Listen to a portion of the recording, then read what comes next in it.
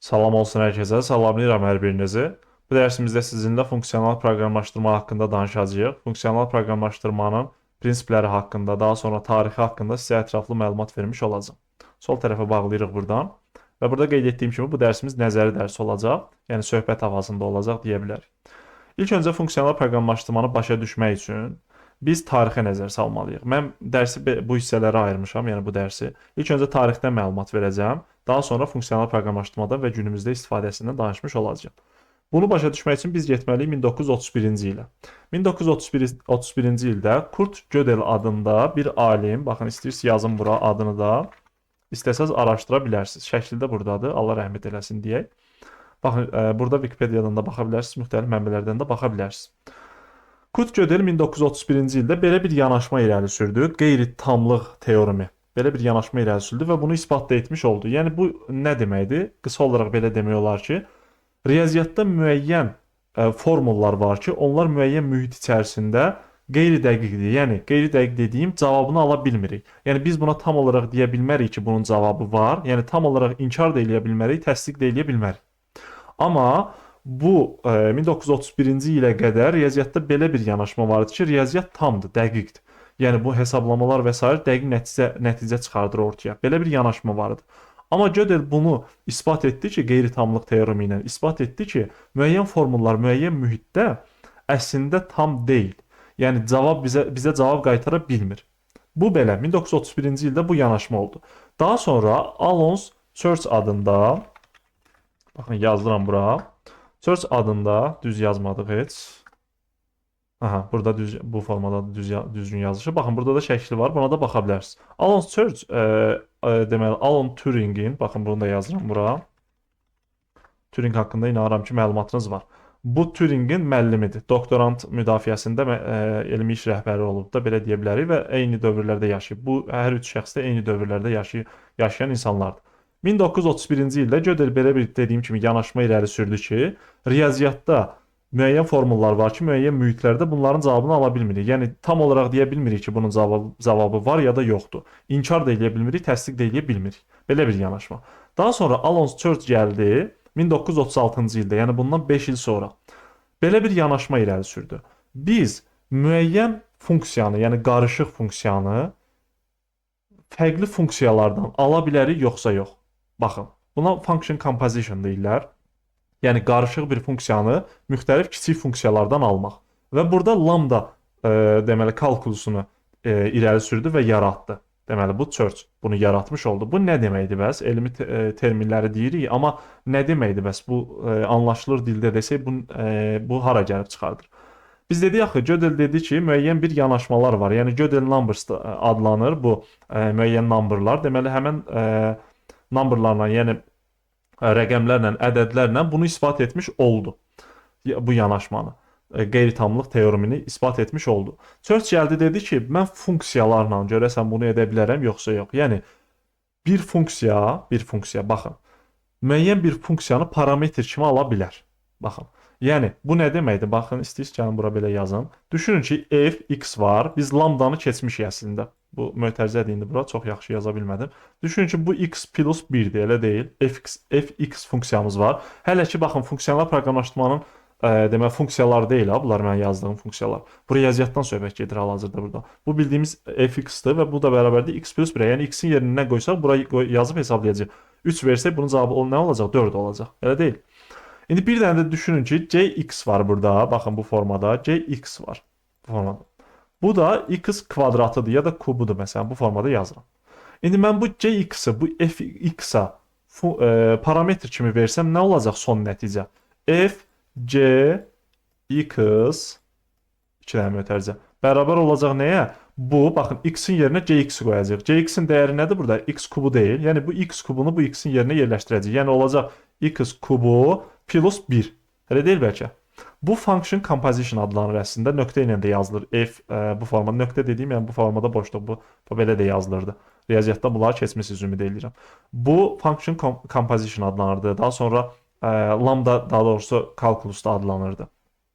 Yəni biz burada fikir verin, bir funksiyanı parametr kimi göndərə bildik. Və burada rekursiv funksiya anlayışı da var. Rekursiv funksiya nə deməkdir? Əslində bura gəlib dayanır o. Rekursiv funksiya odur ki, yəni deməli Gödel'in numberlarla, formullarla etdiyini search nə ilə etdi? Funksiyalarla. Yəni bir düşünün ki, f funksiyamız var.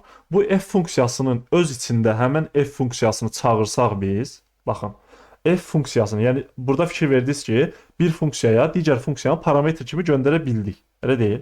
Onda belə bir yanaşma irəli sürdü. Mənim f funksiyam var, f funksiyası yazmışdım. Ona f funksiyasının özünü parametr kimi göndərsəm necə olacaq? Burada da sonsuzluğa, qeyri-müəyyənliyə gedib çıxacaq. Yəni biz deyə bilmirik ki, bunun cavabı olacaq, olmayacaq. Search də bunu nə ilə isbat etmiş oldu? Funksiyalarla isbat etmiş oldu. Fikir verin. Gödel'in formullarla isbat etdiyini Church nə ilə isbat etdi? Funksiyalarla. Sonra gəldi bu Alan Turing. Bu Church'un tələbəsi nə etmiş oldu? Turing biz bilirik ki, kompüter elmlərinin atası sayılır da, belə deyə bilərik. Bunun haqqında filmlər və s. də var hətta. Enigma maşınının sındırılması ilə bağlı o filmi izləməyi sizə deməli tövsiyə edirəm. Deməli Turing maşını adlanan bir cihaz var.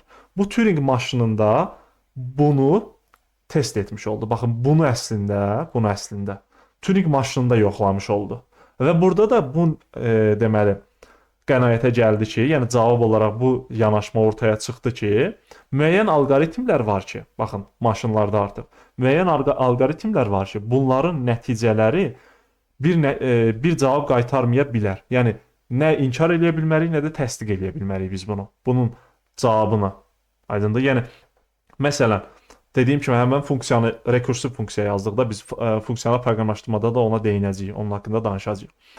Onu biz Turing maşınında test etdiyimiz zaman orada da bir nəticə çıxarmaya bilər. Bilmirik nə vaxt nəticə çıxardacaq ya da ümumiyyətcə çıxardacaq ya yox. Qeyri-müəyyənliyə getdi, çıxdı. Fikir verin. Deməli Gödel'dən başlayan bir yanaşma 1931-ci ildə 35 ya da 6-cı ildə səhv eləmirəmsə 1936-cı ildə Church tərəfindən davam elətdirildi funksiyalarla və burada high order functionlar var məsələn. Function compositionlar yazdıq biz burada. Biz onu funksiyalar proqramlaşdırmada high order functionlar kimi istifadə edəcəyik. Və sonra da Alan Turing də bunu Turing maşınında deməli yoxlamış oldu və sonra Church ilə Turing əslində bu qənaətə gəldi ki, biz eyni şeyi isbat etmiş olduq. Sadəcə Church funksiyalarına isbat etmiş oldu. Amma Turing isə Turing maşını ilə isbat etdi. Əslində burada biraz haşiyə çıxmaq istəyirəm. Deməli bu hadisələr olub 1936-cı ildə də dediyim kimi. Church'dən bir neçə ay sonra Turing bunu Turing maşınında test edibdi, yoxlayıbdı. Əslində burada fikir verin, Turingin yanaşmasında nə irəli çıxdı? Ön plana çıxdı. Müəyyən alqoritmlər var ki, onlar qeyri-müəyyənliyə aparıb çıxardır. Bilmirik təsdiqi var yoxsa inkarı var. Deyə bilmirik biz bunu. Bu əslində günümüzdə süni intellektdən danışır çoxları. Həmən o süni intellektin insan beyninə yaxınlaşa bilməyəcəyinin siqnalıdır. Fikir verin. Bu nə deməkdir? Baxın, bunu yanlış anlamayın. Siz deyə bilərsiniz ki, məsələn, adi kompüter birdən məsələn 1000-ə qədər ədədləri bizdən sürətli toplayır. Elə deyim, mən oturub birdən 1000-ə qədər ədədləri toplasam, kompüter bunu bir neçə saniyə içərisində hazırlayıb mənə verəcək, elə deyil. Amma bəzi məqamlar var ki, ona görə Gödel deyirdi ki, müəyyən sistemlər içərisində müəyyən formullar var. Fikir verin. Ona görə də bu alqoritmlərdə də Turingin testində də bu nəticəyə gəlinir ki, kompüter, yəni alqoritmlər, kompüter nəticədə alqoritmlərdən istifadə edirdi. Alqoritmdən kodlar yazırıq və kompüter bunu başa düşür, icra edirdi. Elə deyil bəlkə. Burada o deməkdir ki, yəni süni intellekt də gəlib müəyyən bir yerdə əslində elə problemlə qarşılaşa bilər, bunu həll edə bilməz. Nə inkarı olar, nə təsdiqi olar. Amma insan beyni ən azından hissiyatla da olsa, nə ilənsə də olsa buna qərar verə bilir. Fikir verirsiniz, əslində bilirsiniz bu gözəldir əslində bu tarixi, bu texnologiyanın tarixini oxumaq. Günümüzlə bağlı bizə mesaj vermiş olur, fikir verirsiniz. Çox adam deyir ki, süni intellekt insanı əvəz etdi. Əslində tam olaraq elə demək düzgün deyil. Çünki bu qeyri-tamlıq teoremidir, daha sonra Turingin testidir, Church'un funksiyalar yanaşmasıdır. Bunlar əslində günümüzə istinad eləyir. Yəni fikir verin, 100 il, hardasa 90 neçə il öncə, 100 il öncə bunlar deməli yazılıbdı. Bu teoremlər isbat olunubdu, amma günümüzdə istifadə olunur. Amma bəzi insanlar günümüzdə çox əfsuslar olsun ki, deyir ki, bu əvəz etmə olacaq. Ola bilər gələcəkdə olsun, amma hal-hazırki vəziyyətdə elə bir deməli yanaşma düzgün deyil. Nəysə, indi qayıdaq mövzumuza. Baxın, bura qədər gəldi, elə deyil. Yaxşı, bu funksional proqramlaşdırma ilə bunların nə əlaqəsi deyə bilərsiniz? Bu yanaşma 1977-ci ildə, baxın 1977-ci ildə, 1956-cı ildə Lisp adında bir dil çıxdı. Bu funksional proqramlaşdırmanın prinsiplərinə belə deyək də əsas götürürdü. Amma 1977-ci ildə Turing adına bir mükafatlandırma mərasimində John Backus, onu da yazaq istəyirsiniz bura. Baxın, bu insan. Bu insan Fortran dilinin, Fortran dili deməli prosedural proqramlaşdırma ilə yazılır. Yəni proseduraldır da belə deyə bilərik. Orada funksiyalardan da istifadə olunur, amma müəyyən bir axış var. Həmin axış idarə olunur sadəcə. İndi bunu da araşdıra bilərsiniz. John Backus belə bir çıxış deməli həyata keçirdi və bu çıxış proqramlaşdırma dünyasında sanki bir yeni yön yaratmış oldu 1977-ci ildə. O bildirdi ki, qeyd etdiyim kimi Fortran dilinin dizaynerlərindən biridir. Yəni bu dili dizayn edən şəxslərdən biridir. Amma o da bilirdi ki, bu prosedural proqramlaşdırma, deməli proseduraldan istifadə olunaraq yazılan kodlar müəyyən proqramlaşdırma dilində böyük sistemlərdə problemlərə gətirib çıxardacaq. Necə problemlərə gətirib çıxardacaq? Burada datanın dəyişməliyi var. Yəni məsələn, OP-də də bu var. Biz nə iş görürük əslində? Nəticədə nə iş görmüş oluruq proqramlaşdırmada? Müəyyən bir data var, həmin datanı dəyişirik, müəyyən bir çıxdı əldə edirik. Müəyyən bir datanı dəyişirik, çıxdı əldə edirik. Fikir versiniz? Amma bu John Backus da buna işarət edirdi ki, əslində bu dəyişmək hər zaman baş bəlasıdır. Yəni çoxlu kod sətirlərində biz müəyyən bir dəyişəni düşünün ki, dəyişənin dəyərini dəyişirik. Bir yerdə dəyişdik, sonra digər yerdə də onu dəyişəndə artıq proqramımız düz işləməyə bilər. Hətta 2009 ya da 10-cu illərdə idi, səhv etmirəmsə, bu illərdə belə bir deməli rəvayət var. Rəvayət deməyə əslində doğru bir məlumatdır bu. Toyota ilə bağlı, Toyota şirkəti ilə bağlı maşın firması da bilirsiniz yəqin ki, yəni maşını istehsal eləyir. Amerikada belə bir deməli xəbər çıxmışdı ki, Toyota maşınları anidən sürətlənir və qəza şəraiti yaradır. Bunu istifadəsi təbii ki, insanlar burada dünyasını dəyişmişdi, həmin qəzalarda dəyişənlər var idi. İnsanlar Toyota şirkətinin üzərinə atırdı bunu. Toyota şirkəti isə deyir ki, belə bir şey ola bilməz, insanların üzərinə atırdı. Sonra Amerikada hansısa universitetin adı tam yadımda deyil. Deməli, alimləri, yəni mühəndisləri qərara gəliblər ki, bunu araşdırsınlar. Yəni bu məhkəməyə qədər gedibdi, məhkəmənin nəticəsində haqqında da məlumat verəcəm indi sizə. Qərara gəliblər ki, bunu araşdırsınlar. Sonda belə bir nəticəyə gəliblər ki, bu maşının proqramlanması 100 milyon sətr koddan ibarətdir. Baxın, bu nə deməkdir? 100 milyon sətr koddan ibarətdir nə deməkdir? Yəni bu sətr çoxluğunu ona görə deyirəm ki, sizə bilmək lazımdır ki, yəni fikir verin də görün nə qədər burada sətr çoxluğu var və burada dəyişən data olduğu zaman belə bir yanaşma, yəni yanaşma irəli sürüblər ki, dəyişən data olduğu zaman bu həmin proqramların müəyyən hissəsində funksiyanın ya da klassın və yaxud da ki, nəyinsə səhv işləməsinə gətirib çıxarda bilər. Baxın, ona görə də bu problem baş verə bilər. Aydındır? Bu da əslində baş bəlasıdır. Yəni Pythonda var məsələn, JavaScriptdə də bu var. Global variable, qlobal təyin olunan dəyişən. Çalışıb qlobal dəyişən təyin etmək lazım deyil. İndi deyəcəm onlarda. Bu Toyota'nın deməli firmasında, yəni bu yazılımı araşdıran şəxslər bu nəticəyə gəldi ki, onun haqqında tezlər falan da yazmışlar. Çoxlu məqalələr də vardı. İnternetdə axtarsaz çıxacaq. Bu nəticəyə gəliblər ki, burada bu kodlar arasında qlobal dəyişən və yaxud da ki, dəyişə bilən elə bir yerdə yazılıb ki, o müxtəlif yerlərdən dəyişilə bilər. O formada yazıldığı üçün bu səhvlərə gətirib çıxarda bilər və 2013-də səhv eləmirəmsə 1.2 trilyon deməli ya da milyonu da bilmirəm nə qədərsə deməli təzminat ödəmişdi Toyota şirkəti. Xülasə, yəni burada da problemin kökündə nə dayardı? Datanın dəyişməsi. Datanın dəyişməsi. Amma John Backus da 1977-ci ildə çıxışında buna değinmişdi. Datanın dəyişməsi əslində yaxşı nəticə verməyə bilər. Ona görə də funksional proqramlaşdırmanın üstünlüklərindən danışmışdı. İndi əsas məsələyə gəldik, çatdıq. Funksional proqramlaşdırmanın üstünlükləri nədir bəs? Funksional proqramlaşdırmanın prinsiplərində datanın dəyişməməzliyi var. Datanı dəyişdirməməli. Yaxşı, indi bax, bu da dediyim kimi fəlsəfi yanaşmadır. İndi siz deyə bilərsiniz ki, datanı dəyişmədən necə bir kod yazacağıq biz? Məsələn, nəsə yazırıq burada, bunu dəyişdirib müəyyən bir deməli mühitə uyğunlaşdırmalıyıq da biz bu datanı dəyişməliyik. Amma bu formada deyil. High order functionlar var burada. Daha sonra pure functionlar var, keçəcəyik onları sizinlə. Immutable datalar var.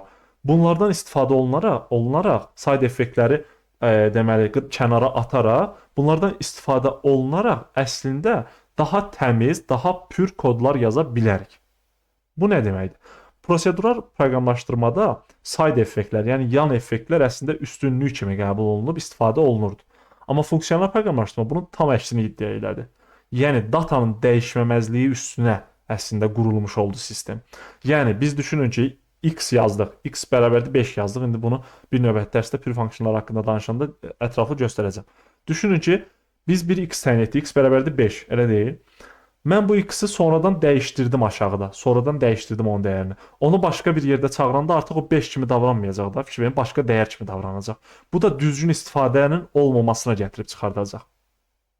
Amma müəyyən bir funksiyaya bunu parametr kimi göndərəndə, məsələn, pür funksiyalar bu deməkdir. Yəni mən fərqli mühitlərdə eyni bir, yəni bir input göndərirəmsə, bir input dəyəri göndərirəmsə, o input dəyərinə uyğun bir dənə output olmalıdır, bir dənə çıxdı olmalıdır.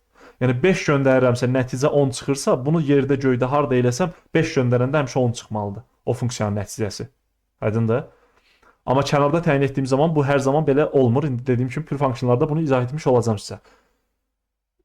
Bu datanın dəyişməzliyi üzərinə düşür. Amma fikir verin, burada əsas məsələlərdən biri var. Biz əslində dəyişəni dəyişirik. Data hər zaman eyni qalır. Mən x bərabər 5 deyəndə o 5 hər zaman onsuz dəyişməz qalır. Bu da fəlsəfi yanaşmadır, fikir verin. 5 zaten həmişə dəyişməz qalır. 4 həmişə dəyişməz qalır. Rəqəmdir və s. Bunlar zaten həmişə dəyişməz qalır. Sadəcə mən müəyyən bir funksiyaya bunu parametr kimi göndərdiyim zaman onun içərisindəki datalardan dəyişdirə biləcəm bunu. İçərisindəki. Yəni o özəyə dəyməyəcəm. Özəy adlanır da, sanki o x hardaydısa ona dəymirəm. Onun kopyası ilə iş görürəm hər zaman. Hə, performans tərəfdən, yaddaş tərəfdən ola bilər bəzən problemlərə gətirib çıxarsın. Bu normaldır. Çünki ola bilər ki, eyni datanı dəyişdiyimiz zaman biz yaddaş hissəsi daha az ayrılırdı bir data üzərində işlədiyimiz üçün. Amma biz hər dəfə yeni bir data yaradanda təbii ki, ona yeni bir yer lazımdır. Elə deyil bəlkə, RAM-da yeni bir yer lazımdır. Bu, bəli, performans tərəfdən ola bilər ki, problemlərə gətirsin. Ona görə də baxır, harda bunu istifadə edək. Harda funksional proqramlaşdırma istifadə edək, harda OOP istifadə edək. Və heç vaxt elə düşünənlərdən olmayın ki, mən məsələn bəzi insanlarda bunu görmüşəm.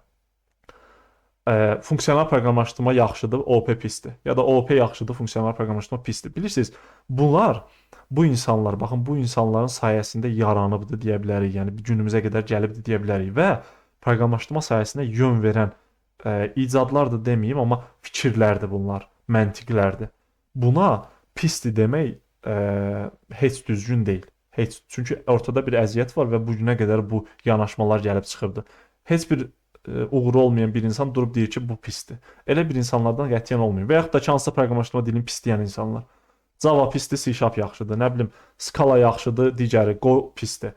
Elə insanlarda olmuyor. O texnologiyaya biraz da hörmət lazımdır əslində. Çünki orada bir əziyyət var. Sənin ola bilər ki, işlədiyin layihə üçün funksional proqramlaşdırma uyğun olar. Sən bundan istifadə edərsən. Ola bilər ki, OOP uyğun olar. Sən OOP-dən istifadə edərsən. Və yaxud da ki, sənin yazdığın layihəyə ola bilər ki, Java dili uyğun olar. Sən Java-dan istifadə edib yazarsan. Və yaxud da ki, JavaScript uyğun olar və ya Python uyğun olar. Bu texnologiya seçimidir. Nəticədə görülən iş aşağı-yuxarı eynidir. Ona görə də onlara hörmət etmək lazımdır. Onlar sadəcə türklər demiş aracdır. Yəni bir alətdir. Ona görə də harada istifadə edəcəyimizi biz seçirik. İndi baxın, biz dedik ki, funksional proqramlaşdırmada datanın dəyişilməməzliyi üzrə. Yəni data dəyişməməlidir. Dəyişməməli dediyim forma odur ki, yəni side effektlərə falan məruz qalmamalıdır. Amma bunu tam olaraq funksional proqramlaşdırmada edə bilirik deyəkmi, əslində tam olaraq edə bilirik deməyəcəyik. Çünki məsələn, adi bir şey deyim, funksiyanın içərisində konsol loqun belə yazılması side effect sayılır. Çünki baxın, fikir verin, gedib hamısı bura dayanır. Gödəlin, deməli, teoreminə dayanır əslində. O deyir ki, müəyyən bir sistem içərisində elə bir deməli formullar var ki, onların nəticəsini bilmirik. Deməli, inkar edək və yaxud da ki, təsdiq edək. Qeyri-müəyyəndir, elə deyil. Məsələn, funksiya içərisində də biz konsol log yazdığımız zaman içəri dünyadan kənar dünyaya təsir etmiş oluruq. Fikir verin. Ona görə o da side effect sayılır. Və ya kənarda x təyin edib onun dəyərini içəridə dəyişəndə bu da side effect sayılır. İndi pür funksiyaları keçdiyimiz zaman bu side effect haqqında ətraflı danışacağım sizin üçün. Yəni funksional proqramlaşdırmanın tarixi bu formadadır. bu formada gəlir bizə. Əsas prinsipləri odur ki, datanın dəyişməməzliyi üzərinə dayanır. İndi bunu da bir sonrakı dərsdə izah edəcəm. Necə olur datanı dəyişmədən biz necə işlər görə bilərik? Və yaxud da ki, bir funksiyaya bir funksiyanı parametr olaraq necə verə bilərik? Sanki bilirsiniz necədir bu? Bir var ki, bir prosesi icra edək, nəticəni verək digər funksiyaya. Bir də var prosesin özünü digər funksiyaya parametr kimi verək. Görün nə qədər gözəl bir məntiqdir əslində belə baxanda. Bir var ki, prosesdən çıxan nəticəni bir funksiyaya parametr kimi verək. Bir də var ki, prosesin özünü parametr kimi verək. İndi bunları sizə izah etmiş olacağam. Növbəti dərsdə bunlar haqqında misallar da yazacağıq və təbii ki, bu funksiyalarla da tanış olacağıq. Ümumilikdə functional programming, yəni funksional proqramlaşdırma bu formadadır və datanın dəyişilməməsi üzərində qurulur, immutable datalardan istifadə olunur, side effektləri maksimum azaltmaq lazımdır. Məsələn, lazy evaluation var.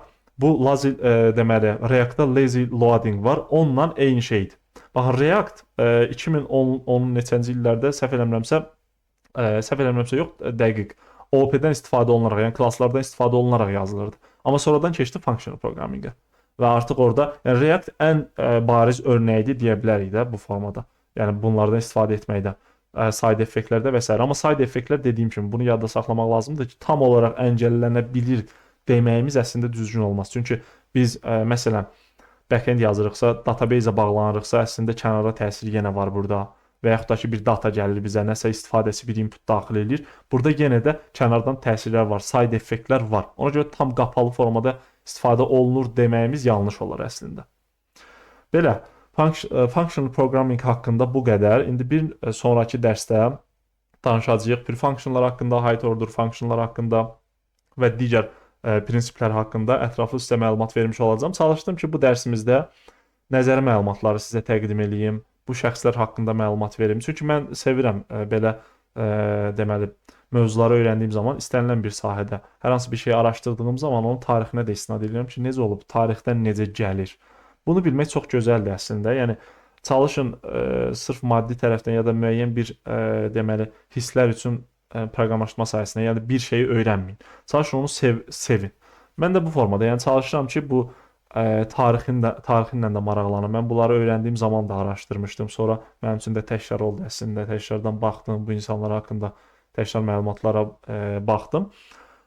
Və belə, əslində fikir verdinizsə, proqramlaşdırmanın kökü gedib riyaziyyata dayandı. Gəldi burada Gödel'in yazdıqlarına dayandı. Ora dayandı, daha sonra Church bunu funksiyalara gətirdi. Burada da riyaziyyat üzərindəndir. Hələ ki, bura qədər funksional proqramlaşdırma deyilən bir şey yoxdur. Alan Turing bunu alqoritmlərə gətirdi.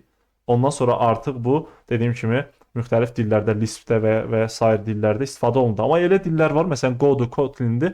Bunlarda həm funksional proqramlaşdırma, həm də OOP çox gözəl formada, kompakt şəkildə istifadə oluna bilir. İnşallah o dillərdə müraciət etsəz, orada bunun, belə deyək də, effektini görmüş olacaqsınız.